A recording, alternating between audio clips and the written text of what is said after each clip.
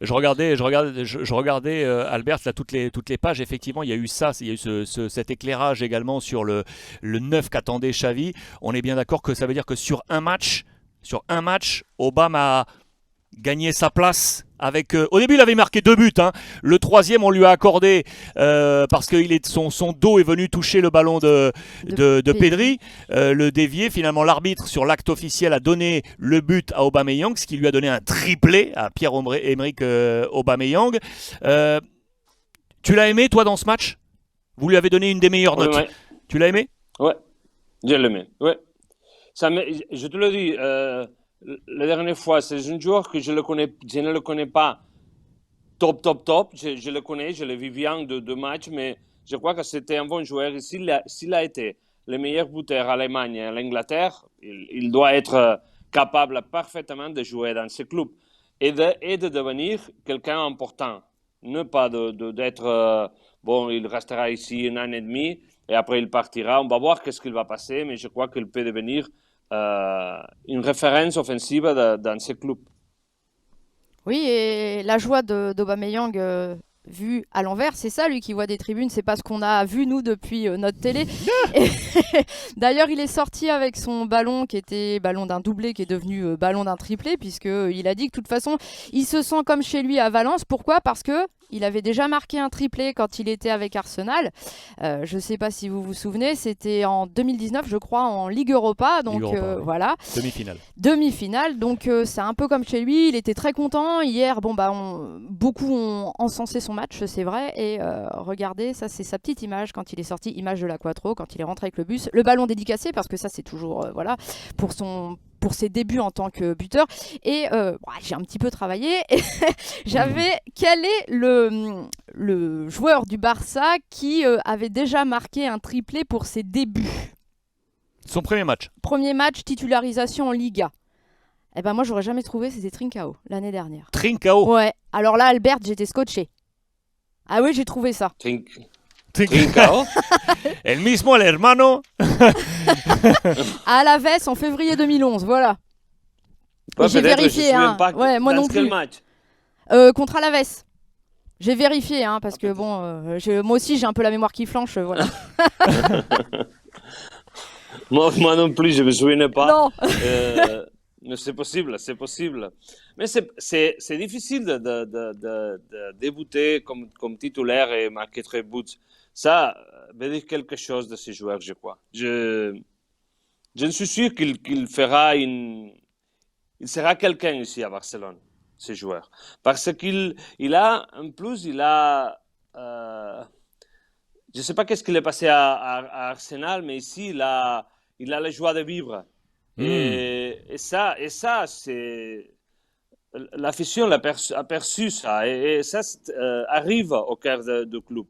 Et je crois que ça ira bien à ces joueurs ici. Aubameyang, il était en froid avec Arteta, le coach de Arsenal, qui ne le mettait plus dans ses plans. C'était très très clair et il lui fallait effectivement retrouver une joie de vivre. C'est quelqu'un qui marche à ça, hein, comme beaucoup, bien évidemment. Certains arrivent à être hermétiques à ce type de difficultés de relation. Pas lui, semble-t-il, donc c'est intéressant. Du coup, ça m'amène à une question, Albert. Qu'est-ce qu'on fait de Memphis? Qu'est-ce qu'on fait de Memphis? Qu'est-ce qu'on fait de Memphis? Et attention, hein, parce que Memphis, quand il a démarré avec le Barça, on s'est dit pop, c'est bon, on a trouvé, il est avec nous. Messi est parti, on a trouvé un buteur, il n'arrêtait pas, il mettait des buts de partout. On a vu le tatouage avec la tête de lion sur le dos, on s'est dit bon, ya tenemos un león. On a le lion qui est arrivé à Barcelone, et bouf, les semaines sont passées, et puis maintenant, on se demande ce qu'on va faire avec Memphis. Oui. Il a été blessé. Aujourd'hui, il a retourné il a fait les saisons préparatoires complètes de la même façon qu'à l'Anglais, qu'il était aussi blessé. Et bien sûr que ça arrivait, ça retourne. Il a retourné quand, à ce moment-là, l'équipe, il a beaucoup d'attaquants. Il en a signé 3. Et Dembélé, il a retourné d'une manière ou d'une autre. Il a retourné. Luke, il est là. Bradway, il est là. On va voir qu'est-ce qui va passer, mais on a l'impression ici que c'était pas un joueur qui plaît beaucoup à Xavi. Parce que il aime jouer avec le joueur de l'axe ouverte, et lui, il a la tendance d'aller au centre. Et j'ai l'impression que ce n'était pas les préférences de Xavi. Et si ça, c'est comme ça, on essaiera de le vendre à fin de saison. On a parlé aussi de la possibilité qu'il peut retourner à Lyon, qu'il parle déjà avec le Lyon pour un transfert. On a sorti aussi l'information qu'il peut aller à l'Italie, à Milano, à Juve. Il reste 2, 3, 4 mois pour la fin de la saison, mais on verra ce qu'il va passer. On verra s'il va jouer, mais son futur, ce n'est pas clair ici. J'ai dit une bêtise, Trincao c'était un doublé l'année dernière, Albert, donc c'est pour ça que tu t'en souvenais pas. Voilà, ouais, bon, je vais être à l'amende, je peux retourner faire ma vaisselle, non? Merci Monsieur Naïkout sur le chat qui nous a dit Trincao c'est un doublé. Pardon. Je viens de voir, merci Monsieur Naïkout de nous avoir alerté sur le chat. J'ai voulu faire ma crâneuse. Albert, celui que j'ai kiffé, adoré, que j'adore vraiment. Et là, je pense qu'il y en a eu des petits nouveaux à Barcelone qui passaient. On s'est dit, bah, c'est le nouveau Messi, bah, c'est le nouveau Iniesta, bah, c'est le nouveau Xavi. Ok. Il y a plein de. J'ai encore en tête Riqui Puig, qui pour moi. On le voit aujourd'hui, n'est pas un joueur qui a le calibre qu'il fallait pour le Barça. Mais c'est une autre histoire et on y reviendra. Mais celui qui aujourd'hui, très sincèrement, impressionne, c'est le petit Pedri. Pedri, c'est une fusée. Pedri, quand il est titulaire, ça change tout. Et là, je remets les notes parce que vous le voyez en bas dans le bandeau. Ce sont les remplaçants qui sont donc entrés en jeu. Regardez, Pedri, il a pris un 8 sur 10 à son entrée en jeu. 8 sur 10 à son entrée en jeu. Et il y a eu des papiers assez nombreux, Albert, que vous avez publiés. Pedri apareció para dar otra lección de fútbol. Il est apparu pour donner une nouvelle leçon de football. Il est énorme, Pedri. Albert. Oui, Xavi, il a dit qu'au fin de match que c'était un joueur impressionnant et que dans sa poste, c'est déjà le meilleur du monde. Il a parlé que c'est superlatif, c'est un joueur superlatif. Et bien sûr qu'il a que 19 ans, je crois. Il est très jeune. Il doit être plus décisif en avant, que c'est ce que Xavi lui demande. Mais c'est quelqu'un qui fait de plaisir de le voir. C'est comme voir Iniesta ou le même Xavi. Il a une compréhension de jeu extraordinaire. Il sait à quoi il joue, qu'est-ce qu'il doit faire. Et la saison passée, que c'était la première saison en première division, l'année passée, il a joué titulaire avec le Barça, que Koeman l'a fait titulaire toujours, de la première semaine. Koeman, il le disait, il ne le connaissait pas, mais après 2, 3, 4 semaines, il disait c'est quelqu'un top, spécial. Et il a fait titulaire tous les matchs. Après, il est allé avec la sélection à l'Euro Nations League. Et après, il est aux Jeux Olympiques. Peut-être c'est trop pour lui. Il a joué trop de matchs et il l'a payé. Au début de cette saison, il n'a pas joué. Il était blessé. Mais maintenant, il a retourné dans un niveau incroyable. C'est quelqu'un pour qui payer un entrée pour aller avoir un match de foot, parce que c'est quelqu'un superlatif, comme dit Xavi. Ça, c'est énorme ce que tu dis. Ta dernière phrase, là, de dire que ça justifie le fait d'aller payer sa place pour aller voir du football. C'est exactement le sentiment qu'on pouvait avoir lorsqu'on se disait qu'on avait la chance d'aller voir Xavi ou Iniesta. Si aujourd'hui, un joueur comme le petit Pedri peut ramener ça à Barcelone, je pense que, Albert, sur ce match qu'on a vu face à Valence, au-delà de certaines faiblesses de Valence, mais le jeu proposé par Barcelone, qui a été quasiment le même jeu que la deuxième mi-temps face au Napoli, sauf que Naples a refermé le terrain pour empêcher Barcelone d'aller marquer, alors que Valence a tenté encore d'aller marquer jusqu'au moment où ils se sont dit bon, on abdique et on va se concentrer sur la demi-finale de coupe.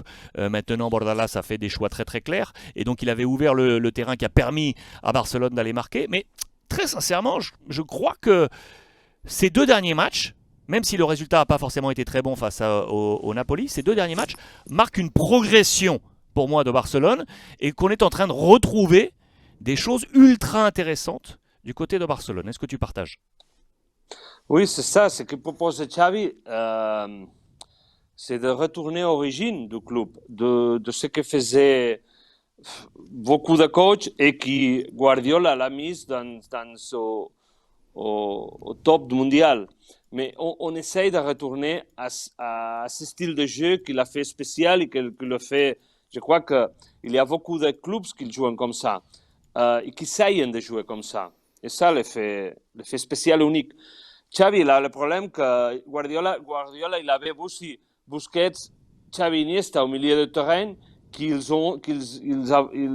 quand Guardiola est arrivé, 25, 26 ans, ils étaient au meilleur moment de sa carrière sportive. Xavi, le problème de Xavi, c'est que ces joueurs qu'ils les a, ils ont 19, 18, 17 ans. On ne peut pas lui demander à ces joueurs qu'il fait le même que Xavi Iniesta. Mais on est dans les chemins, je crois. On est dans les chemins. Par exemple, on parle beaucoup de Pedri, mais vous devez voir qu'est-ce qu'il fait Gavi. C'est quelqu'un qui l'impulse et il bataille comme un animal. Et c'est incroyable comme il peut utiliser son corps pour récupérer des ballons, pour entendre et comment il peut comprendre aussi bien ce genre de jeu. Il y a beaucoup de joueurs. Ah, on a un petit problème de son. Alors Gavi, on va meubler en parlant de Gavi. Gavi qui joue avec les chaussures toujours délacées. Pourquoi? Alors il y a plusieurs explications à ça. Excusez-moi. T'inquiète pas Albert, t'inquiète pas. Si, on parlait des chaussures de Gavi avec les lacets qui sont toujours défaits. Alors on a lu plusieurs versions. On dit que c'est parce que il a du mal à faire ses nœuds tout simplement. Et regardez, hier encore c'était le cas. Il y en a qui ont dit que c'était parce qu'il était trop pressé d'aller sur le terrain. Mais je vous assure que depuis le début de saison, eh bien c'est vrai, Albert, il joue avec les chaussures depuis qu'il est petit. Il joue avec les. J'ai jamais vu ça moi. Si. Il joue avec les chaussures délacées. Et regarde, il y avait même eu il y a quelques mois, Nico qui lui avait mis c'est l'heure d'apprendre, mon gars, il est en train de lui faire ses lacets. C'est vrai, Albert, cette histoire des lacets. On dit qu'il ne sait pas, je ne sais pas comment dire ça, non se la savait atar. Il sait les attacher. Il sait pas faire les nœuds du lacet. Il ne sait pas les attacher. Je ne sais pas si c'est vrai ou non, mais on dit ça. Et c'est presque incroyable, ça.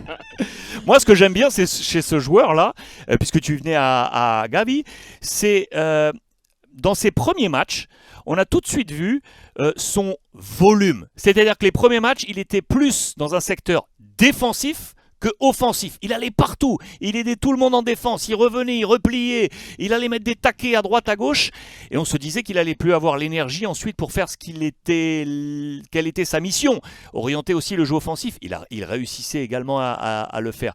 C'est un joueur très, très complet, Gavi, très complet. Hein? C'est un box-to-box. Un box-to-box, ouais. C'est pas comme Pedri que c'est élégant et c'est précieux de voir Pedri. Lui, c'est différent. C'est un soldat. Il fait tout. Je le vis beaucoup quand il était aux catégories inférieures du club. Il était aux catégories cadettes ou juvéniles, qu'il restait seulement un an. Et c'est quelqu'un déjà spécial qu'il faisait comme ça. Il sait utiliser son corps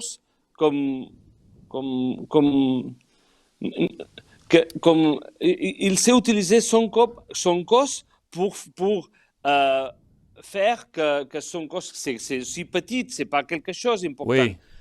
Pour paraître énorme. Oui, l'exemple face à Valence, tu as raison, parce que en regardant le match, en face de lui, il avait quand même Illich. Illich, un ancien du Barça, qui est plus grand physiquement, et dans tous les combats au milieu de terrain, normalement, physique, Illich aurait dû prendre le dessus face à Gavi. Et Gavi a fait de son corps comme un bouclier, il se retournait, il mettait le dos, un peu comme savent faire Xavi et, là aussi, Xavi et Iniesta, parce que c'est pas des gros gabarits, et arriver à se retourner et conserver le ballon. En face, tu avais quand même Illich, et ça prouve d'ailleurs Albert, ça prouve aussi pourquoi le Barça n'a pas gardé Illich. Parce qu'il n'y avait pas de place, parce qu'on a estimé que dans les petits gabarits, il y avait meilleur que Illich. C'est ça? Oui, oui. En plus, il y a Nico qui joue pas titulaire, mais il sort chaque match.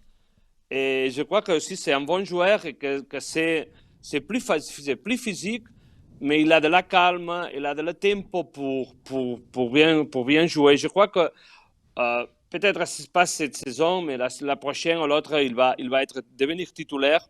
Est-ce que le futur du milieu de terrain, aussi... Albert, est-ce que le futur, si je prends une feuille de papier et je t'écris le nouveau triptyque, le nouveau 3 au milieu du terrain à Barcelone. Si je te mets Nico à la place de Busquets, et si je te mets Pedri et Gavi, pour faire un peu comme Iniesta et Xavi, et Nico en position de Busquets, ça va, non? Je crois que c'est écrit comme ça. On attend ça. On va voir, mais on attend ça. Ils sont différents que Xavi et Iniesta et Busquets. Parce que, par exemple, Iniesta, c'était extraordinaire et Xavi aussi. Mais ils ont la capacité pour remplir ces vides qu'ils ont laissés dans ces clubs. Ils ont du caractère, ils ont de la volonté, ils ont les talents. Je crois qu'ils peuvent le faire tranquillement. Et du coup, je te pose la question, parce que là, on se pose la question sur... Vas-y. La différence, c'est que Iniesta, il est devenu titulaire à 23 ans. Et par exemple, Gavi, il a 17. Ouais. Ils sont 5 ans. C'est énorme, c'est énorme. Ils ne sont pas faits encore. Ils ont besoin de mûrir. Faire de la maturité un peu plus. Maturité. Ouais, mûrir. Ouais.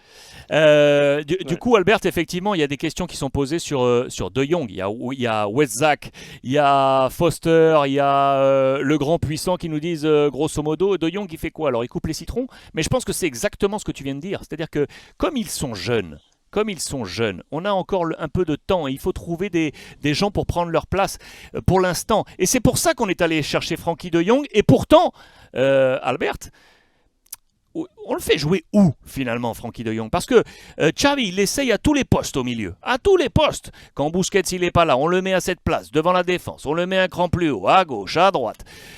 Là, il n'a pas été mal. D'ailleurs, le papier de Sport aujourd'hui le dit. Nuevo paso adelante pour Franck. Un nouveau pas en avant pour Frenkie de Jong. Il est en train de s'améliorer, d'aller vers l'avant. Il a marqué le 2-0. Est-ce que pour toi, il va crescendo, palante, ou, d'après toi, un de ces quatre, il va falloir trouver une porte de sortie?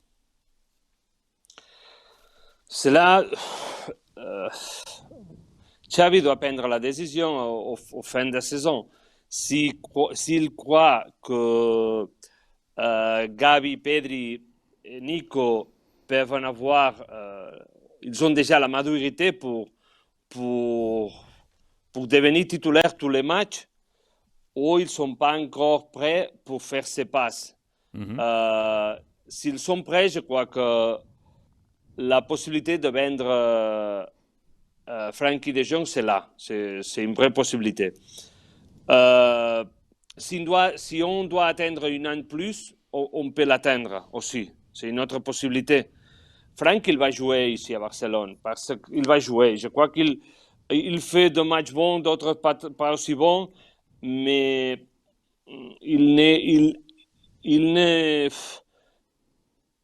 Le club, quand il a signé, il jouait à l'Ajax. Il était tombé amoureux de lui. Et maintenant, l'afition, il n'était pas comme ça. Ouais. Quelquefois, il est fâché, quelquefois, il dit bon, on va le vendre, quelquefois. Mais c'est quelqu'un important dans ce club et il ne va pas le mal vendre, bien sûr.